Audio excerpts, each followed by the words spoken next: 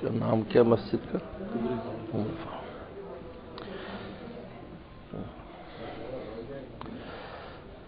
الحمدللہ نحمده ونستعینه ونستغفره ونؤمن به ونتوکل علیہ ونعوذ باللہ من شرور انفسنا ومن سیئات اعمالنا من يهده الله فلا مضل له ومن يضلل فلا هادي له ونشهد أن لا إله إلا الله وحده لا شريك له ونشهد أن سيدنا وسندنا وحبيبنا وشفيعنا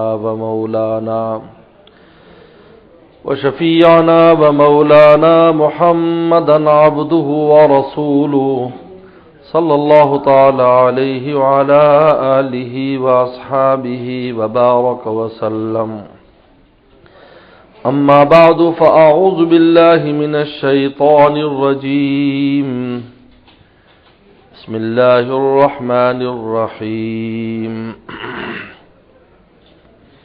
انما يعمر مساجد الله من آمن بالله واليوم الآخر وأقام الصلاة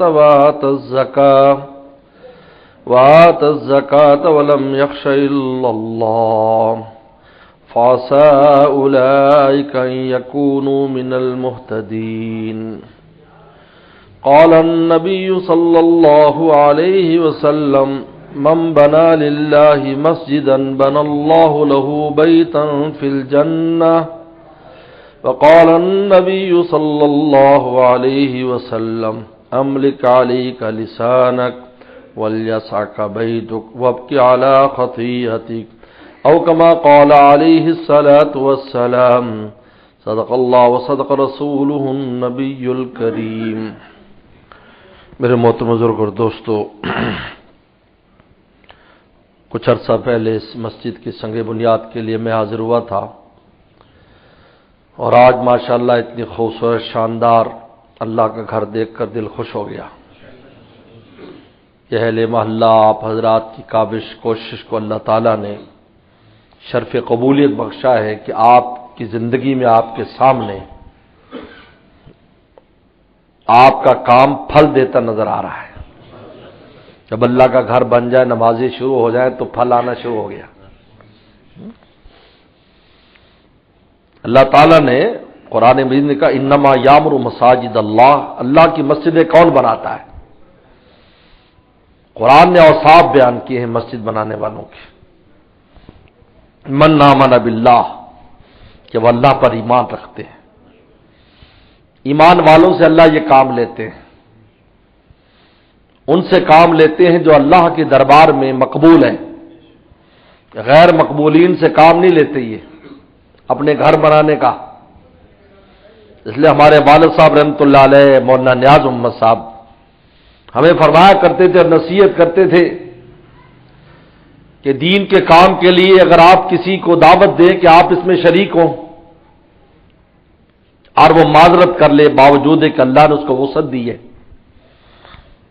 باوجود وسعت کے معذرت کر لے تو اس پر ناراض ہونے کی ضرورت نہیں ہے، وہ معذور ہے اس لیے کہ اللہ کو اس کا پیسہ قبول نہیں ہے۔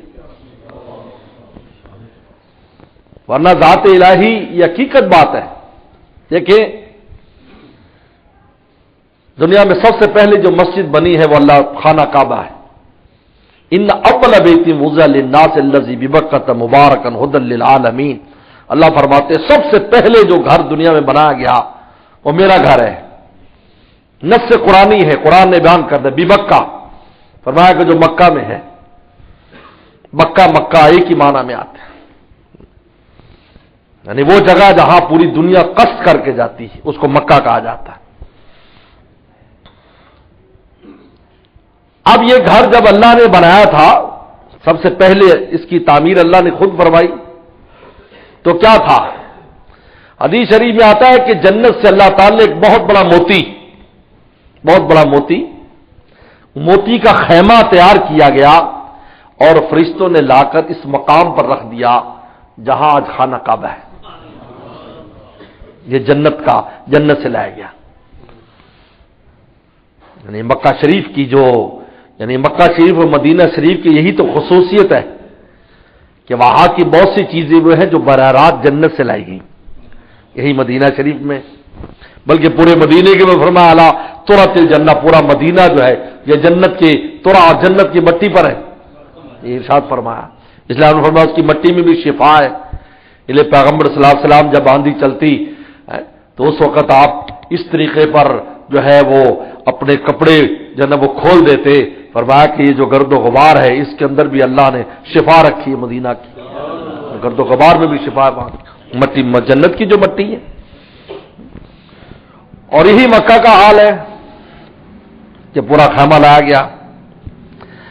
اب جب آدم علیہ السلام پہلی حاضری آدم علیہ السلام کی ہوئی ہے،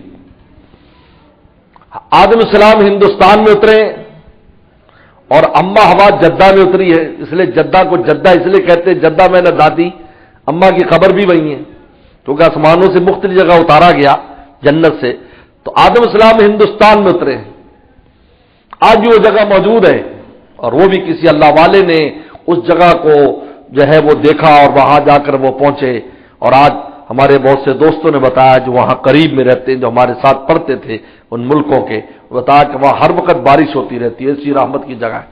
آدم السلام کے پاؤں کے نشان بھی ہیں، جس طرح ابراہیم صلی اللہ علیہ وسلم کے قدموں کے نشان اس پتھر میں پڑ گئے، کیونکہ نبی کا جو نور ہوتا ہے اس میں حدت اور گرمی بھی بہت ہوتی ہے، وہ پتھر پر پاؤں رکھ دے تو نشان بن جاتے ہیں وہاں پر۔ مقام ابراہیم آپ میں سے بہت سے لوگوں نے دیکھا ہے کہ ابراہیم السلام کے اندر پتھر میں دھسے ہوئے پاؤں ہیں، جیسے گیلی مٹی کے اندر کو پاؤں ہوتے ہیں۔ تو آدم علیہ السلام کو اللہ نے حکم دیا کہ میرا گھر ہے، جائیے طواف کیجئے، حج کیجئے۔ آدم علیہ السلام ہندوستان سے پیدل چلے اور وہاں پہنچے۔ اس زمانے میں یہ جو سمندری جو آج توڑ پھوڑ ہے، یہ سمندری توڑ پھوڑ نہیں تھی، اس لیے کہ زمین گول تھی، پانی سب باہر تھا، اندر نہیں تھا۔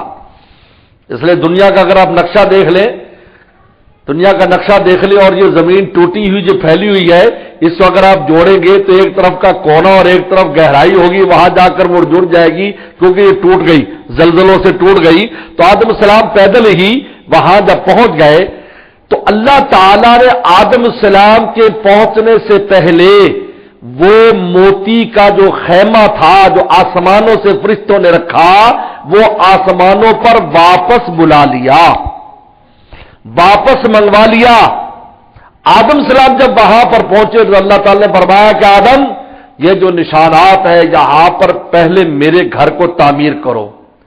آدم السلام نے پتھروں کے ذریعے اور گارے اور مٹی کے ذریعے آدم السلام نے پہلی انسانوں میں سب سے پہلی تعمیر کرنے والے آدم السلام ہیں، انہوں نے اس گھر کی تعمیر کی۔ میرے دوستو، کیوں تعمیر اللہ نے کرائی؟ یہ قیامت تک کے لیے اولاد آدم کے لیے اللہ نے یہ سنت پیدا کر دی کہ میں اس پر قادر ہوں کہ اپنے گھر کے لیے آسمانوں سے جنت کے خیمے، موتیوں کے خیمے بھی نازل کر سکتا ہوں، لیکن تم اجر و ثواب سے محروم ہو جاؤ گے، اس لیے تم مٹی کا بناؤ، لیکن ہمارے ہاں ہم موتی کا ہی ثواب تمہارے لیے لکھ دیں گے۔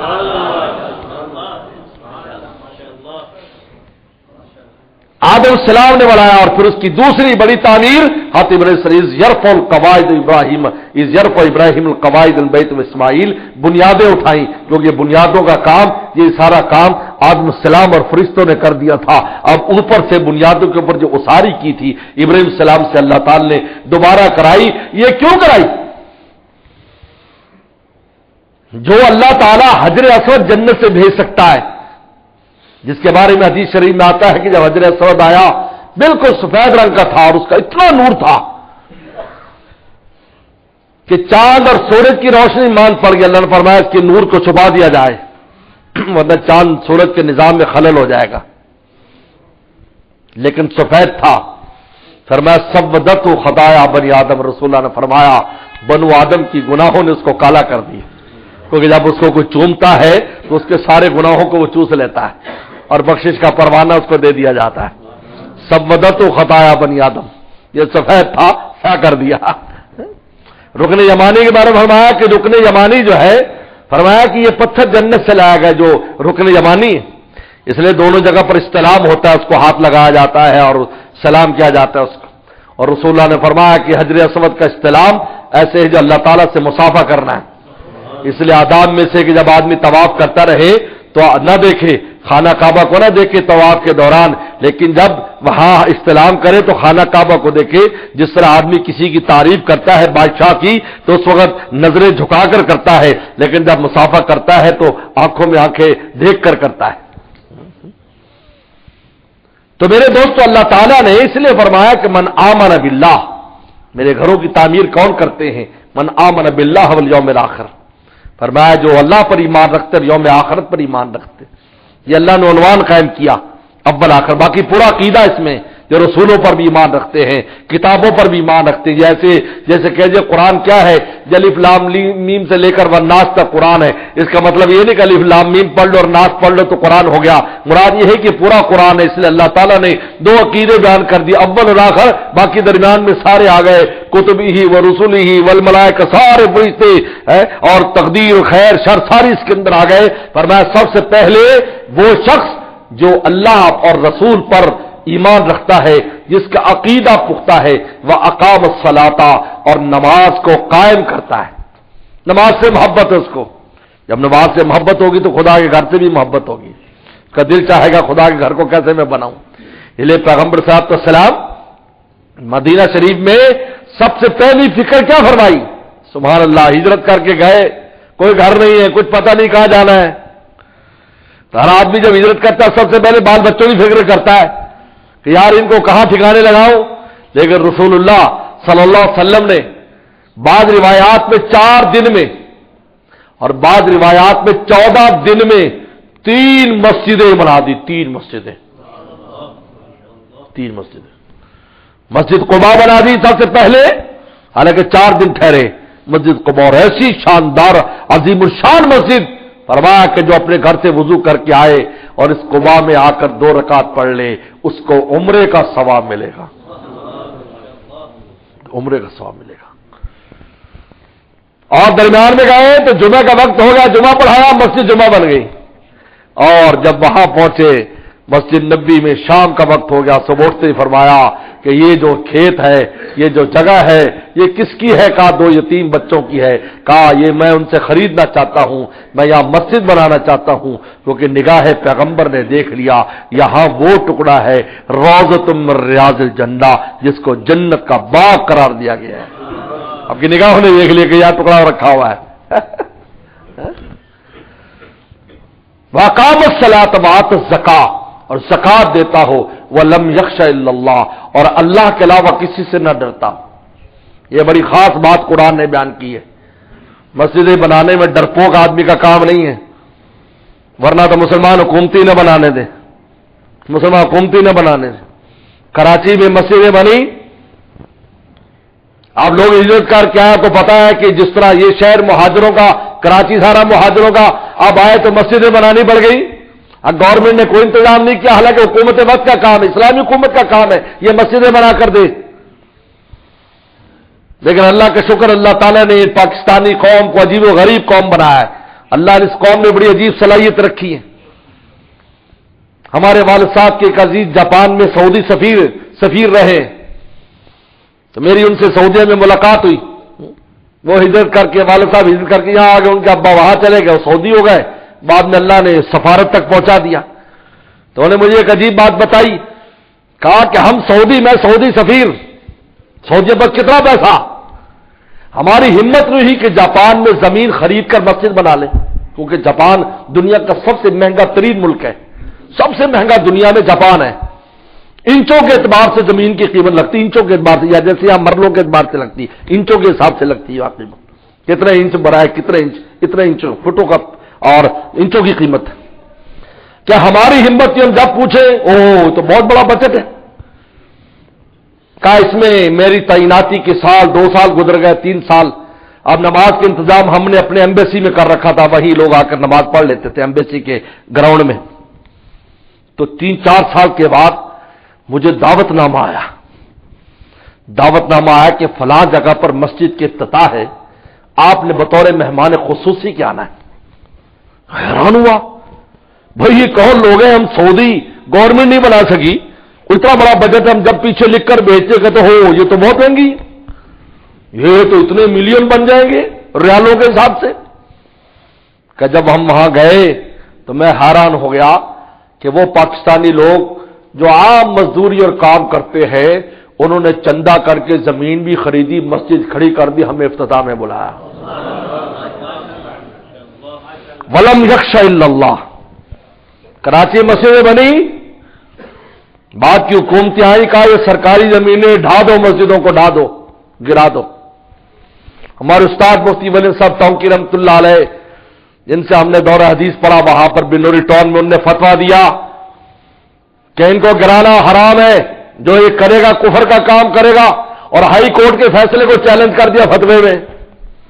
اب جج صاحبان کو تو ہو ان کو یہ ہمیں ججوں کو تو کوئی کچھ نہیں کہہ سکتا، بات سب کے ایسے ہمارے ملک میں جن کو کچھ نہیں کہہ سکتے، انہوں نے فوراً توہین عدالت لگا دی استاد جی پر، کہا کہ گرفتار کرے، کون ہے مولوی صاحب کون ہے؟ تو ان کی پہلی پیشی پڑی، میں بھی اس وقت وہی تھا۔ تو حضرت بہت سادہ سے انسان تھے، دیکھنے میں ایسے لگتے نہیں تھے کہ ان کے اندر کیا ہے، بہت سادہ سے آدمی۔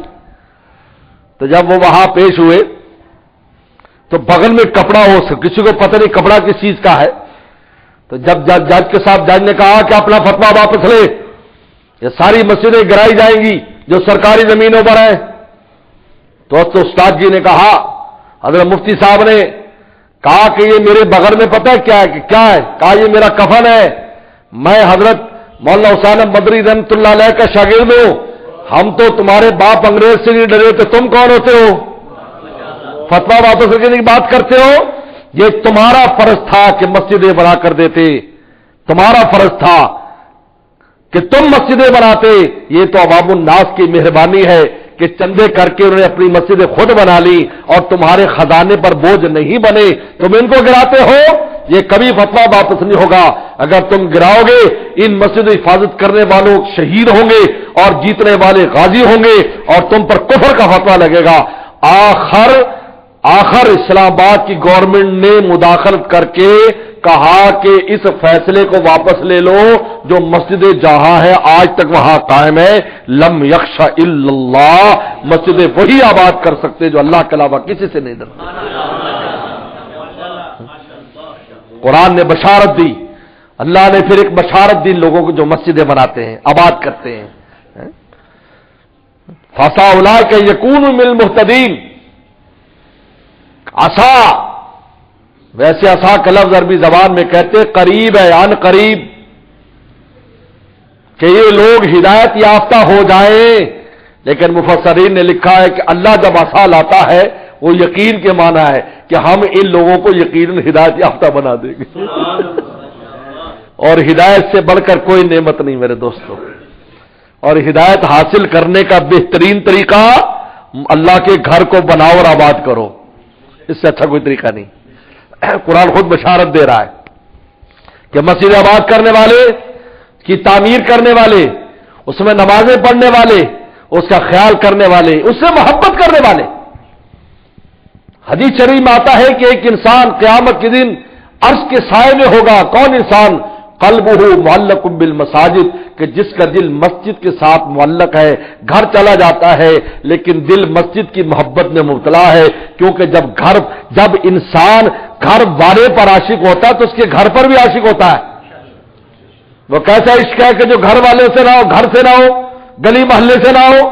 دنیا میں دیکھتے کسی کی منگنی ہو جائے کسی جگہ پر، نظام پورے میں ہو گئی، اور یہاں سے کوئی بندہ اس کے بعد جی کہاں سے ہے؟ جی میں نظام پور رہتا ہوں، آؤ یار چائے پیو بھائی، وہاں فلانے کے گھر میں میری نسبت طے ہوئی ہے، حالانکہ ابھی شادی نہیں ہوئی، خالی نسبت طے ہونے پر محلے اور مسجد سے پیار ہو جاتا ہے۔ تو بتاؤ جو خدا سے پیار کرنے والے، خدا پر جان دینے والے، ان کے خدا کے گھروں سے کیوں پیار نہیں ہوگا؟ قلبہم معلق بالمساجد۔ اس لیے تو مجنون کہا کرتا تھا نا، وَلَقَدْ أَمُرُّ الدِّيَارَ دِيَارَ لَيْلَا أُقَبِّلُ الْجِدَارَ وَالْجِدَارَ وَمَا حُبُّ الدِّيَارِ شَغَفْنَ قَلْبِي وَلَكِنْ حُبَّ مَنْ سَكَنَ الدِّيَارَ، کہ میں لیلا کی گلی سے گزرتا ہوں، میں دیواروں کو بوسہ دیتا ہوں۔ لوگوں نے کہا تو پاگل ہے، اس لیے تو یہ پاگل کہتے، دیوار کو بوسہ؟ کہ نہیں، مجھے دیواروں سے محبت نہیں، दीवारों के अंदर रहने वाली सी मोहब्बत है तो मुझे दीवारों से प्यार हो गया। मेरे दोस्तों, जब अल्लाह ताला से इंसान को इश्क हो जाता है, रसूलुल्लाह से इश्क हो जाता है, फिर मक्के से भी इश्क है, मदीने से भी इश्क है, फिर बैतुल्लाह से भी इश्क है, फिर अल्लाह के घर से भी इश्क है, किताबुल्लाह से भी इश्क है, और अहले जो किताबुल्लाह के हामिलीन है, उलमा सुलहा कुर्रा, उनसे भी इश्क है, और बल्कि जो उन जैसी शक्ल बना कर रहे हैं उनसे भी इश्क और मोहब्बत हो जाता है। अगर एक आदमी का मुझे अल्लाह रसूल से मोहब्बत है और वो मस्जिद से मोहब्बत ना करता हो, कुरान से मोहब्बत ना हो, कुरान वालों से मोहब्बत ना हो, जैसे बाल लोग उलमा से उनको मोहब्बत नहीं है ना, ये दुआ मामा करते रहते हैं, फिर तो मतलब ये है कि तुम्हें अल्लाह से मोहब्बत नहीं, अपने दावे में झूठे हो तुम। अगर दावे में सच्चे होते, हर वो शय जो उधर निस्बत रखती है तुम उससे प्यार हो जाता है। इबारात ना शत्ता व हुस्न का वाहिदुन कुल्लुन इज़ा जाकल जमालु युशीरु, कि हमारी इमारतें अलग अलग है, तेरा हुस्न एक है, सारे उसी हुस्न को बताते हैं। अगर घर है तो ये भी अल्लाह की याद दिलाता है, किताबुल्लाह है तो भी अल्लाह की याद, आलिम है तो भी, इसलिए हदीस शरीफ में आता है कि आलिम कौन सा, फरमाया आलिम रब्बानी, फरमाया देखते ही जिसको अल्लाह याद आ जाए वो भी अल्लाह की याद दिला रहा है, आपको अल्लाह की याद दिलाता है। इसलिए मेरे दोस्तों, बस चूंकि पहले ताखीर हो चुकी है, लेकिन चूंकि घर में भी मैं भी बीमार हूं, घर वाले भी बीमार है, रात 2 बजे तक जागते रहे कि हमारी बच्चों की वालदा बीमार है, इस वजह से काफी ताकाबी भी मैं ड्रिप श्रिप लगवा कर आया हूं। तो बहरहाल मेरी हाजिरी हो गई, आप हजरात की मोहब्बत भी कबूल हो गई, मैं हाजिर हो गया। पहले इस मस्जिद को मजीद आबाद करना, इसकी जरूरियात को पूरा करना, इसके बकाया काम को पूरा करना, ये अपने लिए इसको सादत समझे, याद रखो, वरना ये ईंट गारा मट्टी हम लगा रहे और मिल क्या रहा है, बनल्लाहु लहू बैतुन फिल जन्ना, और मैं अल्लाह जन्नत में उसके बदले में घर बना देंगे। और इसमें एक बड़ी अजीब बशारत सुन लो, जब जन्नत में आपके लिए घर बन गया तो फिर जन्नत में तो तभी जाएंगे जब ईमान पर मरेंगे। ये बहुत बड़ी बशारत है कि मस्जिद की तामीर में हिस्सा लेने वाले का खात्मा ईमान पर होगा, वरना उस घर में कौन रहेगा जाकर, बताओ तो सही मुझे। वो अल्लाह ने घर बना दिया तुम्हारा जन्नत में, और जन्नत में जाने का तुम्हारे पास सर्टिफिकेट नहीं है, ये कैसे हो सकता है भाई, ये कैसे हो सकता है? सर्टिफिकेट के साथ ही जाने देंगे? ये खुद पर ईमान पर मरने की बशारत है, इसलिए इसको मामूली न समझो, और ये ना समझो कि हमारे पास तो पैसा नहीं है, माल नहीं है। सहाबा इकराम ने मस्जिद तामीर की, उनके पास कोई माल था? घर का सासा बेचकर आते थे और मस्जिदों में लगाते थे। आप पढ़िए जरा, सीरत पढ़िए, सहाबा के हालात पढ़े आप, मजदूरियां करते थे, जो पैसा लाते वो ला कर देते, अल्लाह का नबी ये खर्च कर लीजिए। अल्लाह का शुक्र है आज वो मामला नहीं है, लेकिन दिल छोटा है हमारा, हम अपने आप को, हमारे ऊपर शैतान ने बिठा दिया, यार हम तो गरीब है, हमारा खर्चा तो हम कैसे खर्च करें। जब हम खर्च ही नहीं करेंगे तो आएगा कहां से, मुझे बताओ। खर्च करने से जैसे 2 खिड़कियां, इधर से ताजा हवा तब आएगी जब पुरानी निकलेगी, पुरानी निकलेगी तो ताजा आने वाली नहीं है। अगर आप चाहते हैं, इसलिए एक सहाबी से किसी ने कहा, कालमा से मालिक से किसी ने कहा कि हजरत मैं गरीब हूं, कुछ बताओ मालदार कैसे हो जाऊं। फरमा अल इंफाक मिल इख्तार, फरमाया तंगदस्ती में खर्च कर, अल्लाह फराखी दे देंगे तुझे। ये वजीफा बताया तंगदस्ती में। साहबा ने तंगदस्ती में खर्च किया, अल्लाह ने सल्तनतें उनके कदमों में डाल दी, यूसिरून अला अनफुसिहिम वलौ कान बिहिम खसासा, यानी भूखे होते थे। हदीस शरीफ में आता है, तिरमिज़ी का हदीस है, इतनी ही भूख होती थी, रसूलुल्लाह नमाज पढ़ा रहे थे तो बेहोश होकर सहाबा बाज गिर पड़ते थे। लेकिन फिर भी जब आप कहते खर्च करो तो सहाबा इकराम अपना 2 चादरें तो एक दे देते और एक के अंदर फिर रहे हैं, ये अंदाजा कीजिए। कहा नहीं हमें देना है, तो अल्लाह ने फिर क्या बदला दिया, कोई इराक का गवर्नर बना बैठा है और कोई शाम का गवर्नर और कोई मिस्र का गवर्नर। इसलिए मेरे दोस्तों, अल्लाह ताला का शुक्र है, मैं उन तमाम दोस्तों को मुबारकबाद पेश करता हूं कि अल्हम्दुलिल्लाह कुछ अरसे में पहले आए थे तो यहां ईंट रखी और आज यहां पर आए हैं तो माशाल्लाह जुमे की सादत नसीब हो रही है। इसमें जो भी बकाया काम है उसके अंदर भी आप लोग बढ़ चढ़ कर हिस्सा लें और जो जितने भी تھوڑی بہت کمی نظر آ رہی ہے، آئندہ جب حاضری ہو تو وہ کمی بھی دور ہو جائے۔ اللہ شرف قبولیت بخشے۔ وآخر دعوانا ان الحمدللہ رب العالمین۔